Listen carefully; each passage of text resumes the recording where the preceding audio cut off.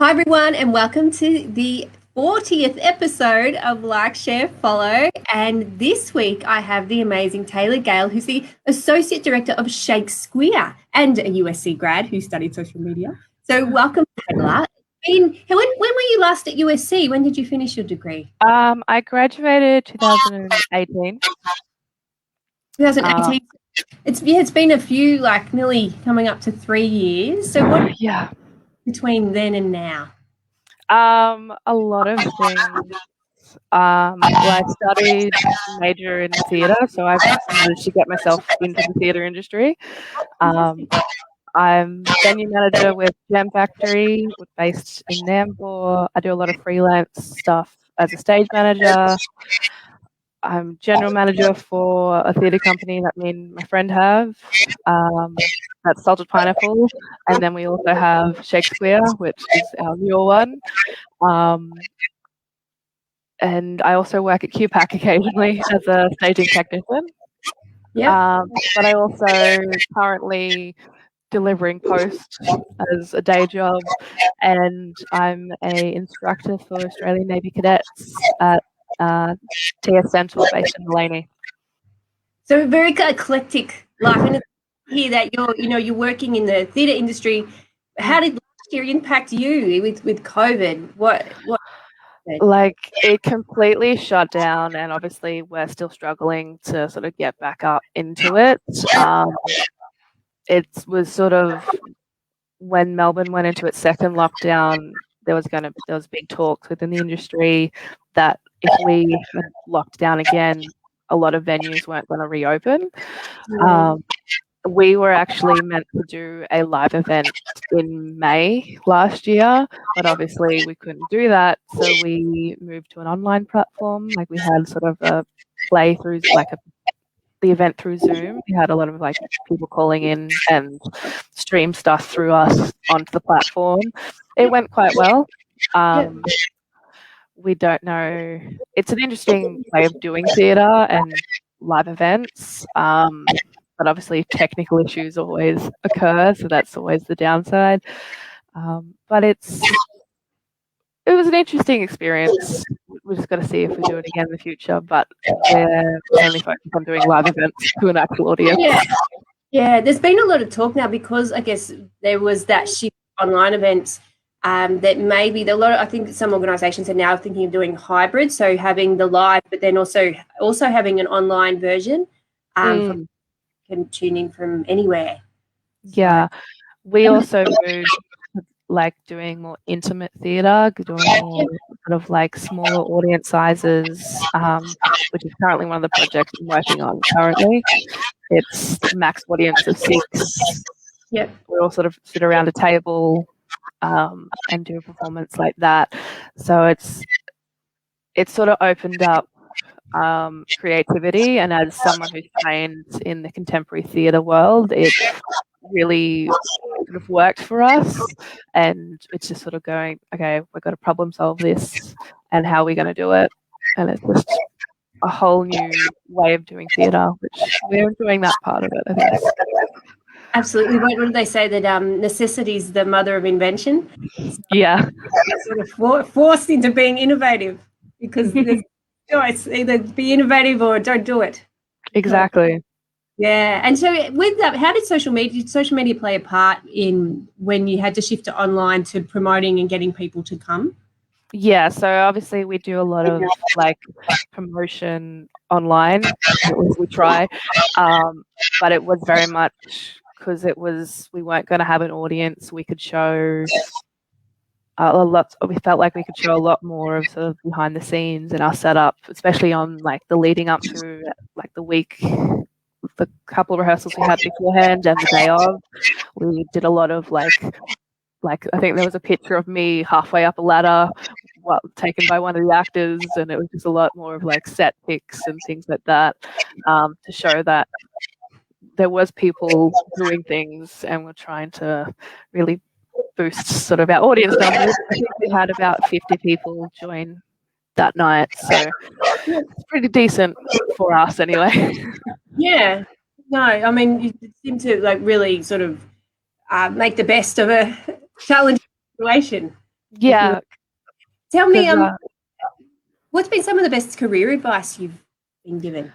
I think mostly networking and putting yourself out there and willing to do like an weird opportunity you've been given that ends up leading to something amazing. And it's sort of just being open to those opportunities and taking them. Yeah. Yeah. And so what was some of the advice you got to get through last year with all the, you had to change things so rapidly? A lot of advice we got last year was just like hang in there, try see if something works. There's people to help you, but that's a bit iffy when you're mid-COVID. We had a lot of support from the festival that we were a part of in terms of helping us move to an online platform. So knowing those people and being open to those opportunities really helped us last year anyway. Yeah. And I mean, you've done a lot of sort of stuff off your own bat. So you're actually entrepreneurial in the sense of starting theatre companies and things of that nature. So, I normally ask grads what set them apart from other grads when going for a particular role. You talked about for some of your positions in theatre, but then you could also do it like, what do you think helps when you want to start your own thing? What do you think are the skills that set you apart from others when you're trying to actually get something up and get it happening? Well, I know with my roles where I'm under people, it's definitely being flexible and adaptive and be able to work on the fly and willing to just go that extra length and prove that you can do it. But it sort of also works being in starting up our companies. Like there's going to be a lot of challenges thrown at you, and is whether you can adapt to those, whether you sink or swim, and go, okay, this idea is really good, and hanging on to that idea, and even when you have setbacks, going, no, I really actually do want this to go ahead, and it's keeping that drive together, whether it is anything, whether it's creating a play or fully doing a company. It was sort of like, no, we see an opportunity that this is lacking in our society or on the coast, and we want to fill that role because we don't think anyone else will, and it's keeping that drive to do it. Yeah. And what do you think, what are some of the skills and knowledge you gained at university that you think have really helped you to do that and in your profession now? Asking questions and willing to go hand up, go, yeah, I can do that terrible shift from like 10 o'clock at night to 5 o'clock in the morning, laying floor for ballet, or going, actually, I don't know how to do that. Can you show me? And then knowing it's okay to ask questions and being open to skills and not coming off that you know everything because you don't. And because you've just got to build that sort of relationship with the people around you. And even if people you bring on board that you're meant to be higher of or in charge of, they might have better ideas or like that's more efficient for the task they're working on, and being open to those. I think that's very much a skill I learned through uni. Excellent. And what do you think is something like what have been some skills or knowledge that you wish you learned at university that you start going, oh, I need that right now, but I don't have that? Like what? Obviously, a lot of practical skills in the theatre industry didn't have the opportunity at the time to learn through the course I did. And in terms of other things, it's sort of just, I think, it's a lot more practical stuff, and then including writing grants and how should I write this letter, or what's the correct way of going about this process, I think is what I wish we had touched on at least. Because obviously you learn how to make theatre, but then the practical side of making theatre is, right, I actually have to need this and this, and I don't know how to do that, at least for the first couple of times you do it. and then you quickly learn because you have to. Almost like the business side of it. So yeah, the actual like seeking funding and that side of it. all the producing side. I had very little experience in. Through uni, I had done the Festival of Australian Student Theatre. I'd written, directed, and then ended up acting in that play as well, and that was little taste of producing, but we weren't really going for grants or anything. We were very much given all the information we had to give back to them in terms of like all the stuff that they needed. So we just sort of filled out the paperwork. But then when it comes to it, doing our own, it's like, right, we actually need all of this information on top of that and all the nitpicky things that you don't really think about until it's suddenly given to you and you have a deadline. And you're like, cool, I got to get it done. Yeah. And so when you were at USC, you did the social media minor, didn't you? Yeah, I tried to, but because I was already going to 2 different minors, they that's right. me. I basically did it. I did 3. I did 3. You did 3 at the floor, nearly. But I also remember that we went on the first social media study tour when we were still allowed to travel, and we went to Ho Chi Minh, which was really amazing and quite a and so do you still, like, because you're really quite interested and keen in social media, and I remember you used some of your assignments to apply them to the promotion of theatre as well. So are you still keen on social media? Yeah, so within I'm the more social media person within Anthony and I okay, I still do my research on like when's the best time to post and what we should be posting, and like I set up a schedule and go, these are our keywords, I need to put all the things, these are our tags. Yeah, so I still do like all those elements. Basically copy the assignment into each project in some format. Well, that's good. And so, because you're still very keen on it, or it's your job,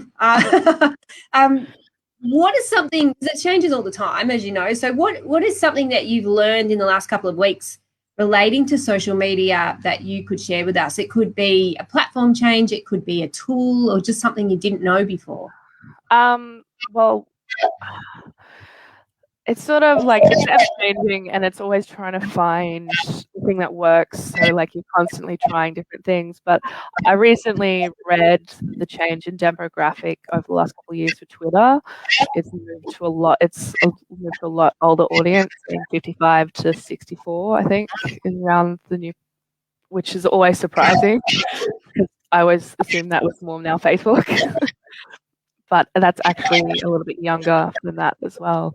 But yeah, it's going, okay, for us, it's trial and error and going, okay, this type of post, that obviously doesn't work, so we'll try to do something else.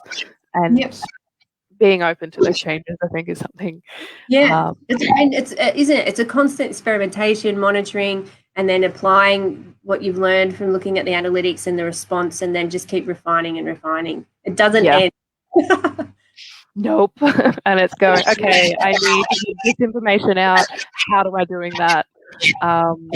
This sort of post can't be working, but that doesn't quite work for that information. Let's try something different. And if it doesn't work the first time, we want to do something else.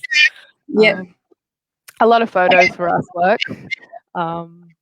Generally, the people are attracted to the photos, and then you hope that they look at the information attached, but sometimes they don't.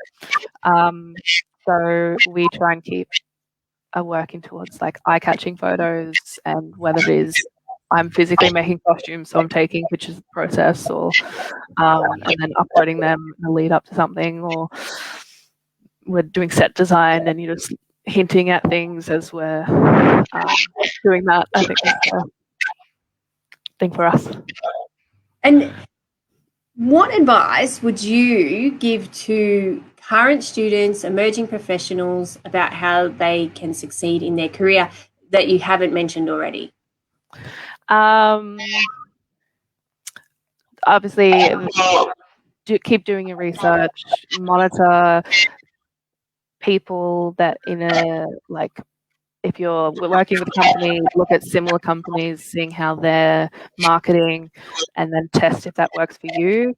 If it's like individually, how other people are branding themselves and marketing themselves, and see if that works for you. It's very much do your research and hope for the best. Yeah, just do your research. Do your research. And now we've got the most important question of the whole interview. Who do you like, share, and follow? Apart from yourself, you mean? You don't have to say that. Well, it's true. I've recently very much been on with Nissa Ray. She's a local singer-songwriter. She's been kind enough to lend us her studio to record a podcast we got coming up soon. Yeah. So very much been supporting her. The Critical Role cast, I'm a big D&D nerd. And a lot of my online friends, especially those on TikTok, because through COVID I joined TikTok and I do a lot of cosplay. So I created. I can talk another 20 minutes on TikTok. Yeah. Love it. I made a heap of friends across the world, so I'm obviously out to support them. Yeah. What's your handle on TikTok? What was that? What's your handle on TikTok? Raven Queen's Revenge. Oh, okay. I'll look. Yeah. Okay. It's a D&D reference, but I do a lot of cosplay stuff. So. And there's there's subcultures and niches for everything on TikTok. So if I follow you, I'm probably going to end up in that part of TikTok. Yeah, maybe. And could you maybe tag people in the LinkedIn and Facebook posts of this live stream that you follow, so then other people can follow them as well? Yeah. So that's great. And so we're sort of at the end of the interview now. So do you have final words? Because I remember you were talking about, so you tell us about your podcast and tell us about your theatre performance that's coming up. Yeah, so tomorrow I'm doing the concept showing of of a theatrical experience, immersive experience, telling the story of The Tempest by William Shakespeare through the lens of a board game. So I've spent the last sort of 8 weeks, we've been sort of building a board game. I literally have the board sitting here. I've got to line it still. Hand painted. And so hopefully tomorrow is a big day. I'm lacking an audience of that at the moment. So if people know me, if they're watching, message me. It's tomorrow afternoon, so I can give you the details. And the podcast. It's on the Sunshine Coast. So yes, it's on the Sunshine Coast. Yeah. Yeah. The podcast is for ShakesQUEER, so it's focusing on queer history. And we're looking at sort of, both Anthony and I are queer identifying, so we're looking through history and reclaiming elements that are queer that have been pushed aside or hidden. So we're just like, no, this is ours, we want it back. That sounds really interesting. So the social media campaign for that is about to start soon, after I do a little bit more editing, and then I'll be able to push that out. So have a look out for that. We sure will. So thank you so much, Tayler. It's no been problem. really with you again. And next week we have Isabel Singh, who is agency account manager at, agency account coordinator at Chile Marketing Agency here on the Sunshine Coast. So thank you, and I'll see everyone next week for episode 41. Thanks. Bye.